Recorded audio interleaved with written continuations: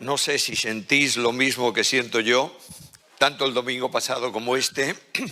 Tengo una pregunta: ¿qué vamos a hacer? Porque no hay duda que el mundo ha cambiado. El ver la congregación chiquita, muchos en casa, todos con mascarillas, la pregunta es evidente: ¿y ahora qué? Nueva normalidad. ¿Qué es eso? Bueno, es una normalidad que no es normal. Y frente a todo esto, durante prácticamente, 3 meses casi, hemos estado cerrados en nuestras casas. ¿Qué hicisteis durante ese tiempo? Muchas cosas. Arreglamos un desconchado de la pared, corregimos una puerta del armario que no abría bien, charlamos con la esposa mucho más tiempo, nos volvieron locos los niños, etcétera, etcétera, etcétera, etcétera. Y cada uno tenía una propuesta. Cuando esto termine, yo haré. Tiempo de confinamiento, tiempo de expansión limitada, un tiempo semejante al tiempo de Ageo. Quiero llamar vuestra atención a ese libro. Voy a tomar ese libro de Ageo. Hay 4 mensajes en el libro de Ageo. Voy a tomar cada domingo que me corresponde el ministerio un mensaje de ese libro, porque es el libro de la solución de Dios para después del confinamiento. Recordad que el pueblo de Israel estuvo durante 70 años trasladado a Babilonia, preso, esclavizado, sin poder hacer nada, y de pronto Dios interviene y libera a ese pueblo y lo trae a su lugar. ¿Para que hagan qué cosa? La obra de Dios. Y este es el secreto del libro de Ageo. Capítulo 1, Ageo capítulo 1, leemos los 15 versículos de ese capítulo.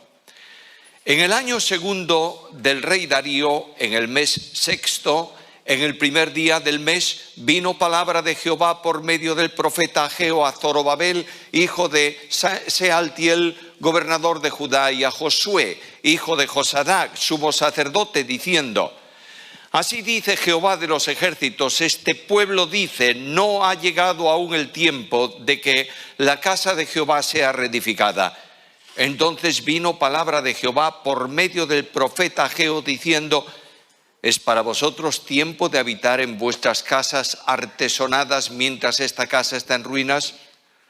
Ahora pues, así dice Jehová de los ejércitos, meditad bien sobre vuestros caminos. Sembráis mucho y recogéis poco, coméis y no os saciáis, bebéis y no quedáis satisfechos, os vestís y no os calentáis. El que trabaja a jornal recibe su jornal en saco roto. Así ha dicho Jehová de los ejércitos: meditad sobre vuestros caminos. Subid al monte, traed madera, reedificad la casa, y me complaceré en ella y seré glorificado, ha dicho Jehová. ¿Esperáis mucho y habéis hallado poco? Y aun eso que habéis almacenado en casa, yo lo disiparé como un soplo. ¿Por qué? Dice Jehová de los ejércitos: por cuanto mi casa está desierta, mientras cada uno de vosotros se apresura a edificar su propia casa.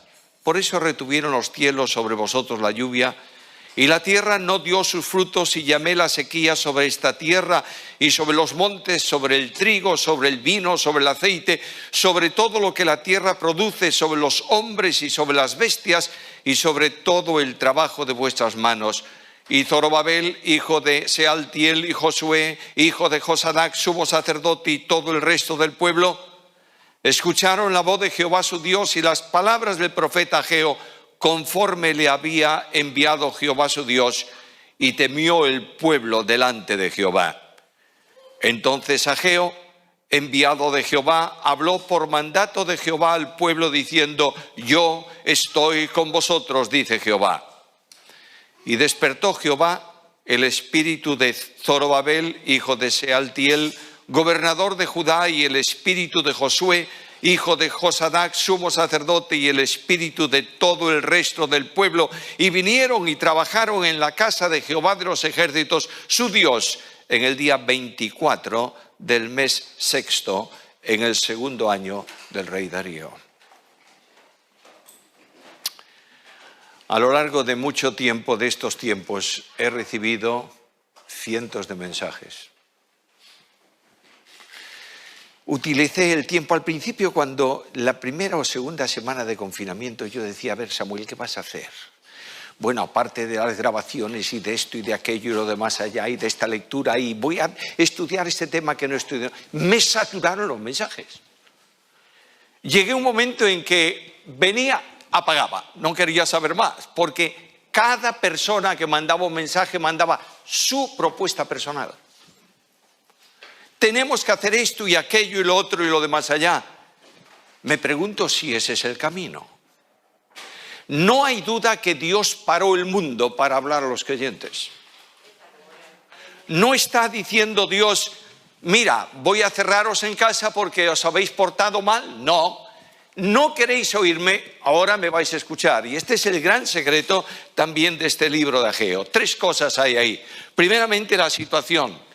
En segundo lugar, la demanda. En tercer lugar, la determinación. Primeramente, la situación. El momento histórico, yo no estoy hablando a personas que no conocéis la Biblia, conocéis toda la historia de Israel y sabéis muy bien que la cautividad se produce a consecuencia de algo que el pueblo hizo. Jeremías lo expresa en el capítulo 2 y en el versículo 13. Este pueblo me ha dejado a mí fuente de agua viva y se ha cavado cisternas rotas que no contienen agua. De manera que el pueblo se había apartado de Dios. El pueblo se había alejado de Dios. Dios era simplemente un nombre para muchos del pueblo. Su casa había sido cerrada en más de una ocasión, abandonado los sacrificios, el sacerdocio se había esparcido por el resto de la tierra y el pecado se había manifestado de forma clara en medio de la nación de Israel. Y Dios tomó a aquel pueblo y lo llevó en cautiverio. Es más, su templo, su casa, fue quemada, sus murallas destruidas, la ciudad abandonada, una verdadera calamidad, diría yo, utilizando un léxico muy corriente. ¿Por qué el templo? ¿Sabéis lo que ocurrió cuando el templo fue quemado y destruido? El rey Salomón en la dedicatoria del templo dijo, Señor, si alguno está por ahí y ora hacia tu santo templo, tú perdonarás y oirás las oraciones. ¿Dónde está el templo? Ya no está. De manera que aquella cuestión de fiarse de asuntos externos le fue cortada también al pueblo de Israel. No fue un castigo, en el sentido de que Dios se complace cuando un hijo suyo anda mal, le da una paliza. Es verdad que Dios actúa en tarea regenerativa, en disciplina, en traer al hombre al camino. Es verdad. ¿Y nos gusta la disciplina? No. Pero nunca es castigo. Dios no quiere castigar a su pueblo. Dios hace esto para que se den cuenta sus hijos que necesitan oír su voz. No lo iban a oír en su ambiente, los llevó a un lugar para que escuchen la voz de Dios. Ahora, el camino de Dios es sorprendente. Es verdad que hace un alto en el camino, los confina en un lugar distinto. Quiero traer esto al tiempo actual. Lo hizo Dios, lo hace Dios todavía en muchos lugares, pero Dios actúa. Y de pronto el decreto del rey Ciro, Esdras capítulo 1, en donde el rey permite volver a algunos de ese pueblo, los que quieran, nuevamente a Jerusalén, y además les da una orden, establece un decreto para que el templo sea reconstruido. Aquellos vienen contentos, 50.000 aproximadamente, el pueblo era mucho mayor.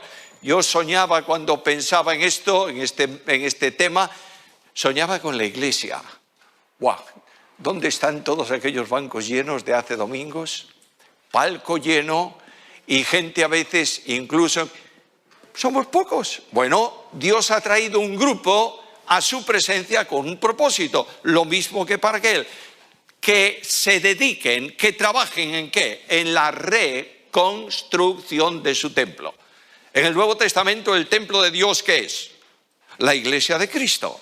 Cada uno de nosotros estamos siendo llamados por Dios a un retorno, no al culto, que es bueno.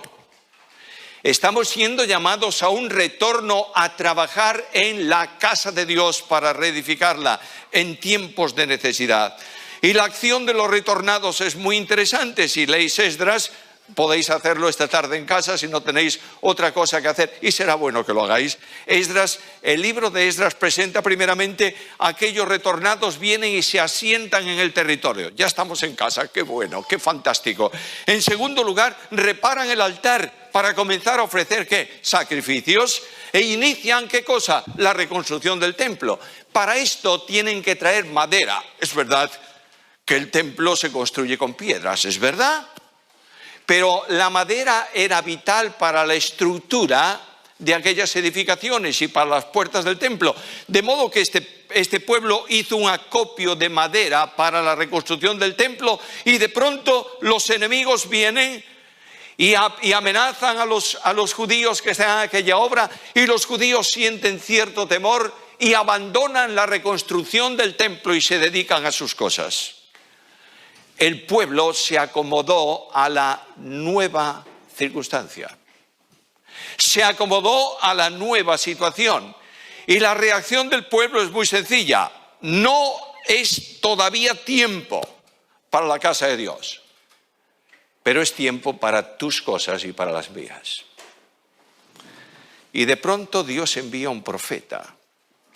Yo siempre pensé que el Dios de la Biblia hace cosas muy extrañas. Yo mandaría a un hombre de mayor entereza, de mayor firmeza que Zorobabel. No, necesita este pueblo, lo que necesita es alguien que le diga: hay que ir por aquí, y venga y vamos. No manda un profeta, porque lo que Dios sigue insistiendo es que el pueblo suyo escuche ¿qué cosa? Su voz. Y manda el profeta con 4 mensajes que veremos si el Señor lo permite. El primero: señores, paren sus cosas y comencemos a reconstruir el templo.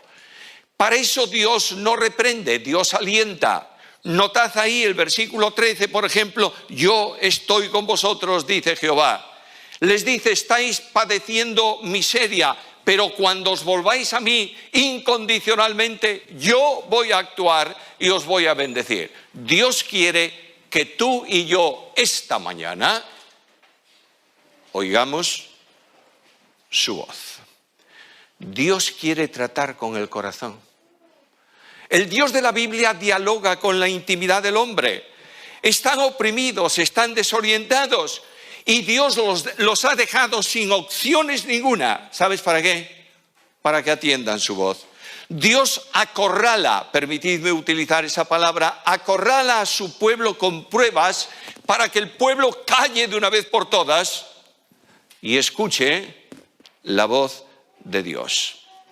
Nunca sabemos, hermanos queridos, la necesidad que tenemos de Dios hasta que Dios sea todo cuanto tenemos. ¿Entendéis esto? Permítelo repetirlo de nuevo. Nunca sabemos la necesidad que tenemos de Dios hasta que Dios sea todo lo que tenemos. Y esta es la gran necesidad. La necesidad que como pueblo de Dios tenemos es escuchar a Dios y volvernos a Dios sin condiciones. Situación, demanda, Dios habla. Versículo primero: ¿a quién habla Dios? Bueno, es un pueblo rebelde, un pueblo extraño, un pueblo raro. Escucha. Versículo 1. Vino palabra de Jehová por medio de Ageo a Zorobabel y a Josué, los líderes. Dios está llamando al liderazgo de esa nación. Primero, porque va a llamar también al pueblo. No hay peor desgracia en una iglesia o en un pueblo que la iglesia vaya por un camino y el liderazgo por otra. Dios está llamando a todos y está diciendo: basta ya de propósitos, de proyectos, de acciones. Escuchadme todos. Yo soy el Dios de la Biblia, el Dios de la gloria, el Dios de la omnipotencia, el Dios que la iglesia necesita, y llama a todos. Quiero deciros honestamente que cuando estudiaba este tema tuve que hacer un alto y agachar mi cabeza.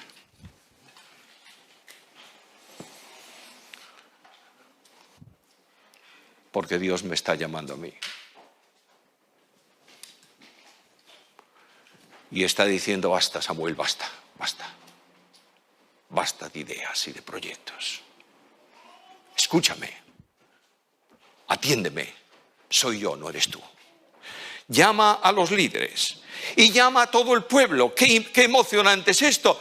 Todo el pueblo escucha por primera vez, ¿qué? La voz de Dios. Ahora este pueblo está escuchando a Ageo. Oh, este profeta es un profeta raro. Mira lo que está pidiendo cuando todos tenemos cosas y proyectos y propósitos y queremos hacer partícipe al pueblo de esto y de aquello y del otro. Fíjate lo que dice, versículo 2.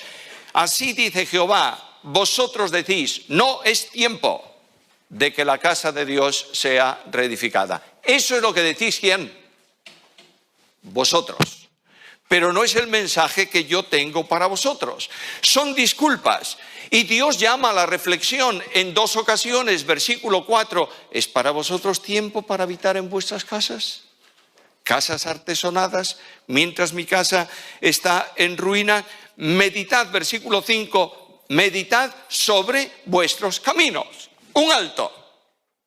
Y comenzar a pensar por qué causa la obra de Dios no crece. ¿Por qué motivo estamos siempre pendientes y mendigando y diciendo qué vamos a hacer con esto, con aquello? Dios dice, la solución no está en vosotros, la solución la tengo yo. Y las consecuencias son muy impresionantes. Versículo 6, sembráis mucho, recogéis poco, coméis y no os saciáis, bebéis no quedáis satisfechos, os vestís y no os calentáis, y el que trabaja a jornal recibe su jornal en bolsillo descosido. ¿Sabe lo que ocurre cuando tú metes? Bueno, hoy no usamos muchas monedas y el proyecto del gubernamental de España y de Europa, ¿sabéis cuál es, no? Que el dinero termine y todo el mundo use tarjeta. Luego el que no está documentado y no tiene tarjeta, muérase de hambre. Ahí tienes el problema y el proyecto del mundo. Pero metes las monedas en el bolsillo, clac, clac, clac, clac, clac. No hace mucho tiempo yo me puse una cazadora que tenía de verano, dije, ¡ay, cuánto tiempo! Y digo, ¿pero qué tengo aquí? Y metí la mano en el bolsillo, no tengo nada en el bolsillo. Pero aquí hay algo. El bolsillo tenía un descosido mínimo y una moneda de €1, no vale nada, se había colado y estaba en el forro. Claro está, dinero en saco roto no llega nunca para nada. ¿No es acaso una situación muy semejante a la nuestra? Falta fruto, faltan recursos, faltan medios económicos. ¿Por qué causa? Dice Dios, versículo 4. Porque vosotros estáis ocupados en vuestros proyectos. Estáis teniendo casas artesonadas y mi casa está abandonada. Ahora me llama la atención el versículo, casas artesonadas. ¿Sabes lo que es eso? Bueno, los grandes palacios y las casas de lujo forraban los techos con madera. ¿Y de dónde habrán sacado la madera estos para tener sus casas artesonadas? Con toda posibilidad, con toda probabilidad, casi seguro, como el templo no se construía y no necesitaba la madera, no se estropee la madera del templo, la llevo para mi casa. Y construyo mi casa con lo que es para la obra de Dios, casas artesonadas.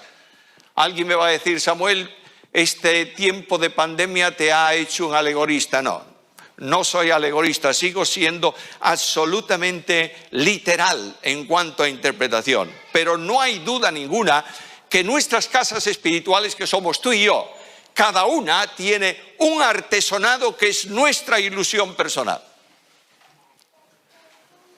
Tengo tengo dos, pero tengo una libreta que es media secreta encima de la mesa de mi despacho, donde anoto cositas. Si tú lees esa libreta te vas, ¿por qué dice esto aquí? Bueno, y durante este tiempo he hecho muchas anotaciones. He visto casas artesonadas en la alabanza. Solo la alabanza es lo que vale en la iglesia y nada más que la alabanza. Y nos han saturado de grupos de alabanza cantando en sus casas. ¿Es malo eso? No, es muy bueno. ¿Tenemos que atender a la alabanza? Claro que sí. pero no es eso el secreto del desarrollo de la iglesia. He escuchado cientos de mensajes motivadores y entre los mensajes motivadores he escuchado unos cuantos sobre Igle Crecimiento. No tengo nada contra nadie ni contra nada, pero el Igle Crecimiento de la iglesia está en Hechos capítulo 2, versículos finales de ese capítulo y nada más. Porque la iglesia no es técnica humana. Es obra divina. Y Cristo dice, yo edificaré mi iglesia. He visto casas artesonadas con apariencia de piedad, fomentando reuniones de no sé qué y de no sé cuánto, y la mitad de esas reuniones la gente distraída pensando en sus cosas, porque quiero mi casa artesonada con principios de reverencia aparente. Y la Biblia dice que tienen piedad, pero esa piedad no es eficaz en sus vidas. El sistema ha fracasado, hermanos queridos. Mira el versículo 9. Esperabais mucho y habéis hallado poco.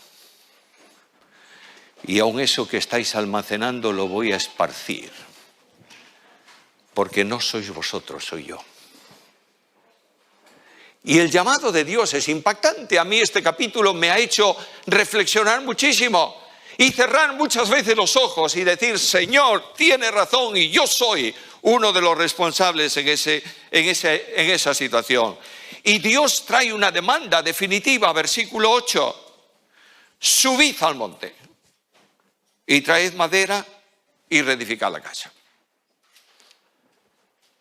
Y me complaceré en ella y seré glorificado. Subir al monte, ¿sabes lo que significa? Deja tu casa artesonada, deja tu proyecto, déjalo. Y sube al monte, pero Señor, subir al monte, es que hay que subir al monte. ¿Has subido al monte últimamente, algún monte? Sí, bueno, yo sé que Sole y Juan Marcos suben muchas veces al monte. Pero cuando yo salí después de ese periodo de cerrazón, que además de haber un periodo de cerrazón, a mí me tenía más cerrado todavía. De manera que cuando yo le decía a Susana, mira, voy yo al supermercado, ni hablar. Y ¿sabes lo que me decía? Además, tú eres un viejo y además un enfermo de riesgo. ¡Qué bien! Y ahí estaba yo confinado en mi casa y de pronto, primer día de paseo, ¡vámonos! ¡Wow! ¿Y a dónde vamos? A donde siempre. Tenemos que hacer hoy los 5,5 kilómetros ya. Esos repechos de retorno me hacían salir la lengua por la boca y me dolían los músculos y no sé cuántas cosas más porque no estaba acostumbrado a caminar, ¿verdad? No estamos acostumbrados a subir al monte de Dios, no estamos. Y Dios nos dice, sube al monte. ¿Para qué? Para tomar lo que es mío, la madera, y reconstruir con lo que es mío la casa. Escucha, por favor, Jesús dijo, yo, no tú, yo edificaré mi iglesia. Los materiales de Dios. Hay otra cosa en la subida al monte. Me encantan los montes. Yo no podría vivir sin montaña, ¿sabes? Cuando voy a algún país que es llano, yo digo, ¿pero dónde están los montes aquí? Me levanto por la mañana, tierra llana. Cuando tú subes al monte tienes una visión mayor que cuando estás en el valle, ¿sí o no? Subes ahí al monte del Castro y dices, vaya, no es tan chiquito esto que estoy viendo delante, pero cuando vas por la calle Pimargal, bueno, esto es cuando tú te elevas al monte de Dios, Dios te muestra un panorama diferente. Es desde la altura de la comunión con Dios que Dios se revela a ti por su palabra y te dice la obra tiene que ser así y Él conduce los pasos. Hermanos míos, permitidme insistir en esto porque lo hago para mí. Basta de tus proyectos. Basta. Sube al monte de Dios y pregúntale a Dios en el silencio de tu alma, Señor, ¿qué quieres que hagamos? Finalmente la determinación, versículo 12. Zorobabel, hijo de Sealtiel, y Josué, hijo de Josadá, el líder del gobierno civil y el líder del servicio religioso, y todo el resto del pueblo, ¿qué pasó? No dice que subieron, dice que escucharon la voz de Dios. Por fin, Dios habló y fue escuchado. Y entonces subieron al monte, conforme a las palabras que habían sido enviadas por Ageo. ¿Y cuál es el resultado? Bueno, una tremenda disposición de compromiso y de trabajo y de activismo. ¿Sí? Por favor, mira tu versículo, lo tienes ahí en tu Biblia, versículo 12, la última frase. Y temió el pueblo delante de Dios. Subieron a encontrarse con Dios. Subieron al monte. Y Dios se manifestó como lo que Él es. Yo necesito ver al Dios de la Biblia, no al Dios teológico. Necesito ver al Dios que actúa, al Dios que conduce, al Dios que abre puertas, al Dios que te hace caminar en el desierto y no se gasta en tus zapatos. Necesito ver al Dios de los milagros, al Dios de la omnipotencia, al Dios que dice, yo haré. Y tú espera confiadamente y disponte a obedecerme. Aquí está el gran secreto y está también la bendición. Dios llama a los líderes y al pueblo. ¿Me permites decirlo en palabras del Nuevo Testamento? He aquí estoy a la puerta y llamo. Si alguno oye mi voz y abre la puerta, entraré a él y cenaré con él y él conmigo. No está haciendo una invitación a salvación. Está haciendo una invitación a restauración de la comunión con Cristo. ¿Estáis contentos en la iglesia? ¿Qué iglesia grande? Dice a la Odisea, una iglesia grande, poderosa, no tiene necesidad de nada. Y dice Dios, eres un pobre porque las fuerzas son tuyas, no son mías.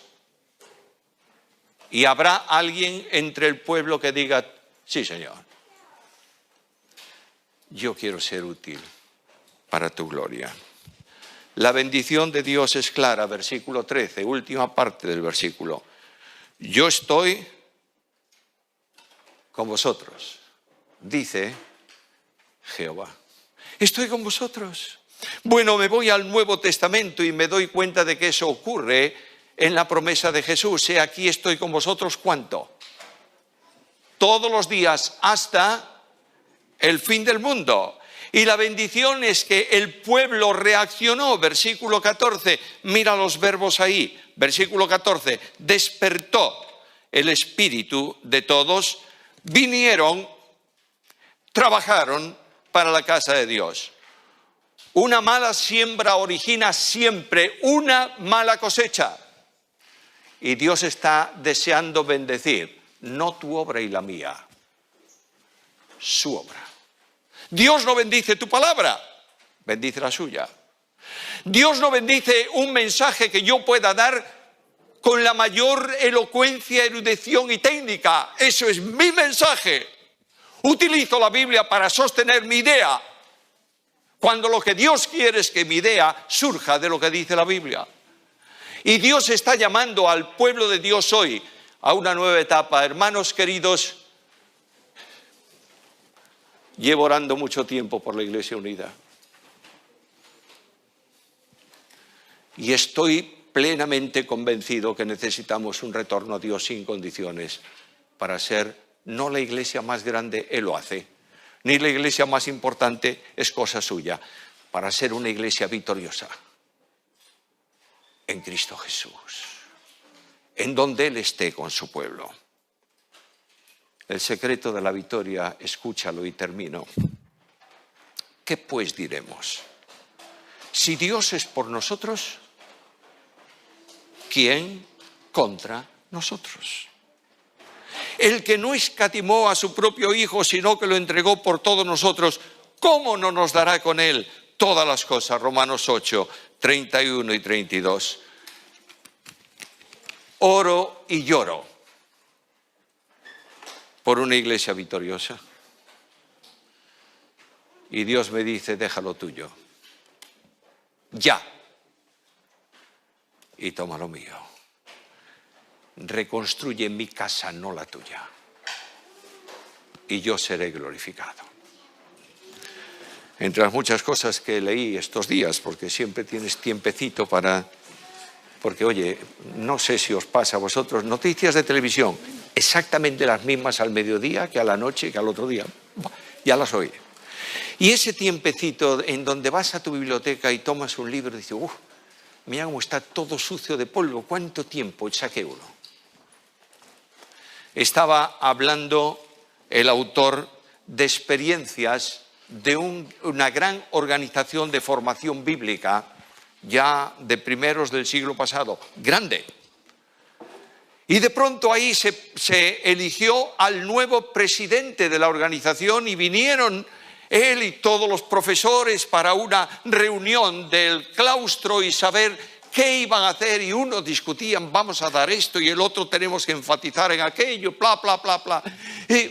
Y este hombre le dijo, mire, vamos a irnos a casa porque no terminamos hoy. Un papel cada uno de ustedes. Y por favor, una sola frase en ese papel que diga qué cosa debemos hacer. Y vinieron a la reunión todos los papelitos. Y el secretario tomó los papeles. El papel del presidente estaba debajo de todo. Y comenzó a leer, bueno, esto...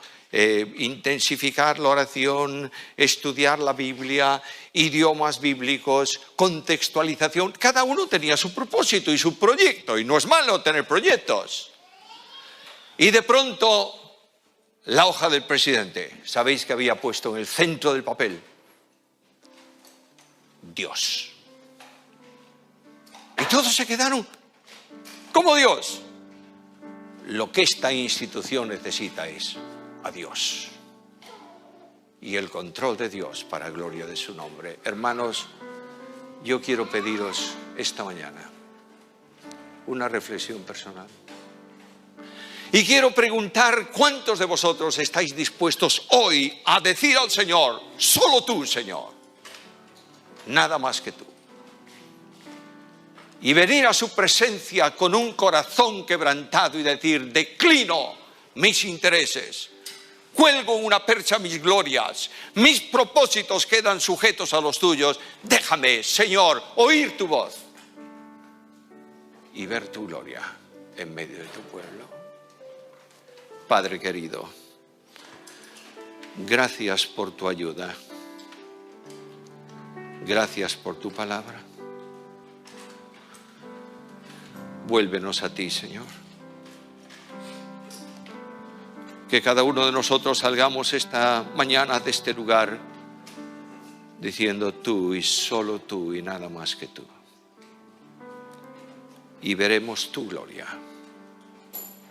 Bendice a los que lloran, a los que en toda España están hoy con la angustia de alguno de sus deudos que han partido por este problema de la enfermedad, por muchos que tienen a gente en las unidades de cuidados intensivos y no saben qué va a hacer. Oh Dios de gracia, toca los corazones para que nuestra nación escuche tu voz. Danos tu gracia esta mañana, Señor, y bendícenos por amor de Jesús. Amén.